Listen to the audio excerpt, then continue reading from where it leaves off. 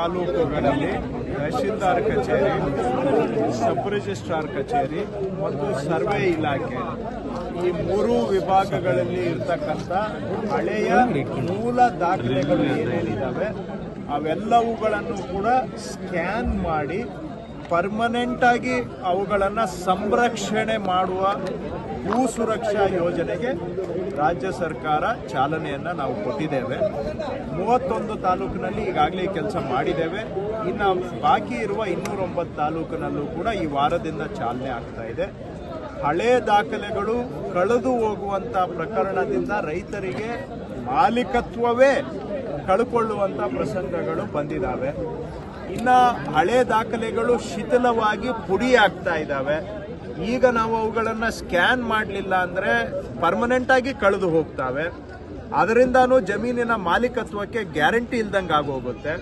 ಹಾಗೂ ಕೆಲವರು ಫೋರ್ಜರಿ ಮಾಡೋದು, ತಿದ್ದುವಂಥದ್ದು, ಉದ್ದೇಶಪೂರ್ವಕವಾಗಿ ಕಳೆದಾಕೋದು, ರೆಕಾರ್ಡ್ಗಳನ್ನು ಎತ್ತಿ ಇಡೋದು, ಇವೆಲ್ಲ ಸಮಸ್ಯೆಗಳು ಆಗ್ತಾ ಇದೆ. ಜೊತೆಗೆ ರೈತರು ಕೂಡ ದಾಖಲೆಗಳನ್ನು ಪಡ್ಕೊಳ್ಳೋದೇ ಒಂದು ಸಾಹಸದ ಕೆಲಸ ಆಗ್ಬಿಟ್ಟಿದೆ ರೆಕಾರ್ಡ್ ರೂಮಲ್ಲಿ ಅಂತ ಹೇಳ್ತಾ ಇದ್ದಾರೆ. ಇವೆಲ್ಲ ಸಮಸ್ಯೆಗಳನ್ನು ಮನಗಂಡು ಇದಕ್ಕೆ ಪರಿಹಾರ ಕೊಡಬೇಕು. ಹಳೆ ದಾಖಲೆಗಳು ಶಾಶ್ವತವಾಗಿ ಉಳಿಬೇಕು ಮತ್ತು ಸಲೀಸಾಗಿ ರೈತರಿಗೆ ಸಿಗಬೇಕು. ಫೋರ್ಜರಿ ಕಳೆದೋಗೋದಕ್ಕೆ ಒಂದು ವಿರಾಮ ಆಡಬೇಕು ಅಂತೇಳಿ ಭೂ ಸುರಕ್ಷಾ ಯೋಜನೆಯಲ್ಲಿ ಇವೆಲ್ಲವುಗಳನ್ನು ಸ್ಕ್ಯಾನ್ ಮಾಡಿ ಆನ್ಲೈನಲ್ಲೇ ನಾವು ನೇರವಾಗಿ ಜನನೇ ಹುಡ್ಕೋಬಹುದು ಆ ದಾಖಲೆಗಳನ್ನು. ಆ ರೀತಿಯಾಗಿ ಜನಗಳಿಗೆ ತಲುಪಿಸುವಂತ ಕೆಲಸ ಮಾಡ್ತಾ ಇರೋದು ಜಮೀನಿನ ಮಾಲೀಕತ್ವಕ್ಕೆ ಒಂದು ಗ್ಯಾರಂಟಿ ಕೊಟ್ಟ ಹಾಗೆ. ಇಲ್ಲ ಅಂತ ಹೇಳಿದ್ರೆ ಜಮೀನು ಇದ್ರೂ ಕೂಡ ಮೂಲ ದಾಖಲೆಗಳು ಸಿಗಲಿಲ್ಲ, ಮೂಲ ದಾಖಲೆಗಳು ಹಾಳಾಗಿದ್ದಾವೆ ಅಂತ ಹೇಳಿದ್ರೆ ಜಮೀನಿನ ಮಾಲೀಕತ್ವಕ್ಕೆ ಗ್ಯಾರಂಟಿ ಇಲ್ದಂಗೆ ಆಗುತ್ತೆ. ಹಾಗಾಗಿ ರೈತರ ಜಮೀನಿನ ಮಾಲೀಕತ್ವಕ್ಕೂ ಒಂದು ಗ್ಯಾರಂಟಿ ಕೊಡಬೇಕು ಅಂತೇಳಿ ಹಳೆ ದಾಖಲೆಗಳನ್ನು ಸಂರಕ್ಷಣೆ ಮಾಡಿ ಸ್ಕ್ಯಾನ್ ಮಾಡಿ ನೇರವಾಗಿ ಜನಗಳಿಗೆ ತಲುಪಿಸುವಂತ ಭೂ ಸುರಕ್ಷಾ ಯೋಜನೆಯನ್ನ ನಾವು ಮಾಡ್ತಾ ಇದ್ದೇವೆ. ಇದು ಈ ವರ್ಷದಲ್ಲೇ 3 ಇಲಾಖೆ, ತಹಶೀಲ್ದಾರ್ ಕಚೇರಿ, ಸಬ್ ರಿಜಿಸ್ಟ್ರಾರ್ ಕಚೇರಿ ಮತ್ತು ಸರ್ವೆ ಕಚೇರಿ, ಈ 3ರಲ್ಲೂ ಇರತಕ್ಕಂಥ ಎಲ್ಲ ದಾಖಲೆಗಳನ್ನು, ಹಳೆ ಮೂಲ ದಾಖಲೆಗಳನ್ನು ಈ ವರ್ಷದಲ್ಲಿ ಸಂಪೂರ್ಣವಾಗಿ ನಾವು ಗಣಕೀಕರಣ ಮಾಡ್ತೇವೆ, ಅದನ್ನ ಸ್ಕ್ಯಾನ್ ಮಾಡ್ತೇವೆ, ನೇರವಾಗಿ ಜನಗಳು ಹುಡುಕೊಳ್ಳಿಕ್ಕೆ ಅವಕಾಶ ಮಾಡ್ತೇವೆ. ಯೋಜನೆ ಅನುಷ್ಠಾನಕ್ಕೆ ಎಷ್ಟೆಲ್ಲ ಖರ್ಚಾಗುತ್ತೆ? ಸುಮಾರು ಏನಿಲ್ಲ ಅಂತ ಹೇಳಿದ್ರು ಇದು 3 ಇಲಾಖೆಗಳು ಮಾಡಬೇಕಾದ್ರೆ ಸುಮಾರು 100 ರಿಂದ 150 ಕೋಟಿ ರೂಪಾಯಿವರೆಗೂ ಕೂಡ ಖರ್ಚಾಗುತ್ತೆ. ಇದನ್ನ ಕೇಂದ್ರ ಸರ್ಕಾರದ ಅನುದಾನ, ರಾಜ್ಯ ಸರ್ಕಾರದ ಅನುದಾನ ಎರಡರಲ್ಲೂ ಸೇರಿಸಿಕೊಂಡು ನಾವು ಈ ಕಾರ್ಯಕ್ರಮವನ್ನು ಮಾಡ್ತಾ ಇದ್ದೇವೆ. 100-150 ಕೋಟಿ ಖರ್ಚು ಇದರಿಂದ ಜನಕ್ಕೆ ಆಗೋ ಅನುಕೂಲಕ್ಕೆ ಹೋಲಿಕೆ ಮಾಡಿದಾಗ ಅದು ಬಹಳ ಕಡಿಮೆ ಖರ್ಚು ಹೇಳಬೇಕು ಅಂದ್ರೆ. ಯಾಕೆಂದ್ರೆ ದಾಖಲೆಗಳು ಸಂರಕ್ಷಣೆ ಆಗುತ್ತೆ ಮತ್ತೆ ಸಲೀಸಾಗಿ ರೈತರಿಗೆ ಸಿಗೋಂಗಾಗುತ್ತೆ. ಅದಕ್ಕೆ ಬೆಲೆ ಕಟ್ಟಲಿಕ್ಕೆ ಆಗೋದಿಲ್ಲ. ಆದ್ರೂ ಕೂಡ ಒಂದು 100-150 ಕೋಟಿ ರೂಪಾಯಿಯಷ್ಟು ಆಗಬಹುದು ಅಂತ ಅಂದಾಜನ್ನ ಮಾಡ್ಕೊಂಡಿದ್ದಾರೆ. ಮಂಚನಹಳ್ಳಿ ಚೋಳೂರು ತಾಲೂಕಾಗಿದೆ, ತಹಸೀಲ್ದಾರ್ ಮಾತ್ರ ಇದ್ದಾರೆ, ಸಿಬ್ಬಂದಿಗಳಿಲ್ಲ, ಮೂಲ ಸೌಕರ್ಯ ಇಲ್ಲ, ತಾಲೂಕು ಘೋಷಣೆ ಆಗಿದೆ. ಮಾನ್ಯ ಇಬ್ಬರು ಶಾಸಕರು, ಮಾನ್ಯ ಸುಬ್ಬಾರೆಡ್ಡಿ ಅವರು ಮತ್ತು ಹಾಗೂ ಪ್ರದೀಪ್ ಅವರು ಹಾಗೂ ಜಿಲ್ಲಾ ಮಂತ್ರಿಗಳು ಕೂಡ ಈ ಗಮನಕ್ಕೆ ತಂದಿದ್ದಾರೆ.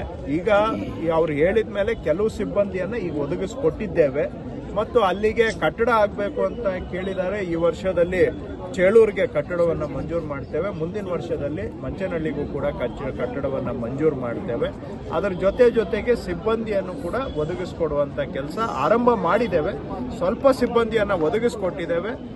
ಬಾಕಿಯವ್ರನ್ನು ಕೂಡ ಒದಗಿಸಿಕೊಡುವಂತ ಕೆಲಸ ಮಾಡ್ತೇವೆ. ಎಚ್ಡಿಕೆ ಅವರು 60% ಆರೋಪ ಮಾಡಿದಾರಲ್ಲ ಸರ್, ಅವರು ಬಹುಶಃ ಈಗ ಬೇಸತ್ತಿದ್ದಾರೆ.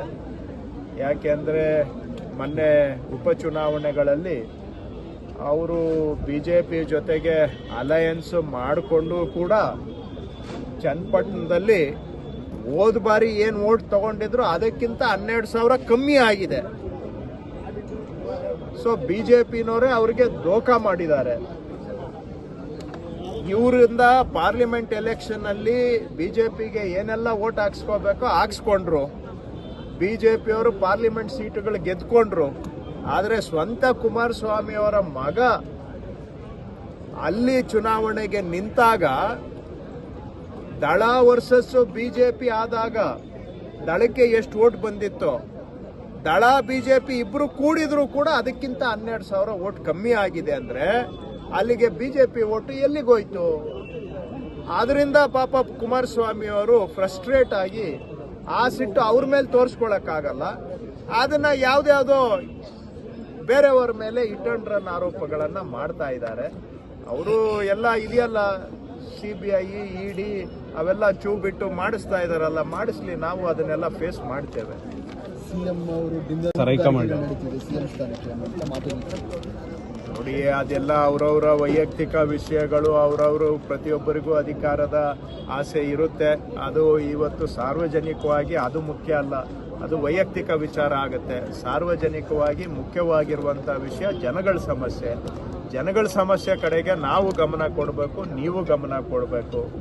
ಅದು ಪ್ರಯಾರಿಟಿ ಆಗಬೇಕು. ಚರ್ಚೆ ವಿಷಯ ಯಾವುದು? ಜನಗಳ ಸಮಸ್ಯೆ ಚರ್ಚಾ ವಿಷಯ ಆಗಬೇಕು. ಅದನ್ನ ಬಿಟ್ಟು ಏನೇನೋ ಪ್ರತಿಯೊಬ್ಬರಿಗೂ ಅಧಿಕಾರದ ಆಸೆ ಇರುತ್ತೆ, ಅದೆಲ್ಲ ಸ್ವಾಭಾವಿಕ. ಸಾರ್ವಜನಿಕ ಜೀವನದಲ್ಲಿ ಇದ್ದ ಮೇಲೆ ನಾವು ಯಾರು ಕೂಡ ಸನ್ಯಾಸಿಗಳು ಅಲ್ಲ. ಪ್ರತಿಯೊಬ್ಬರಿಗೂ ಈ ಒಂದು ಅಧಿಕಾರ ಸಿಕ್ಕಿದ್ರೆ ಇನ್ನೊಂದು ಬೇಕು ಅಂತ ಅನಿಸುತ್ತೆ. ಇದೆಲ್ಲ ಸ್ವಾಭಾವಿಕ. ಅದು ರಾಜಕೀಯದಲ್ಲಿ ನಿರಂತರವಾಗಿ ನಡೀತಕ್ಕಂಥ ಪ್ರಕ್ರಿಯೆ. ಆದರೆ ಚರ್ಚೆ ಮಾಡುವಾಗ ನಾವು ಜನಗಳ ಸಮಸ್ಯೆ ಕಡೆಗೆ ಹೆಚ್ಚಿನ ಗಮನ ಕೊಟ್ಟರೆ ಒಳ್ಳೆಯದು ಅಂತ ನಿಮ್ಮಲ್ಲಿ ಮನವಿ. Thank you.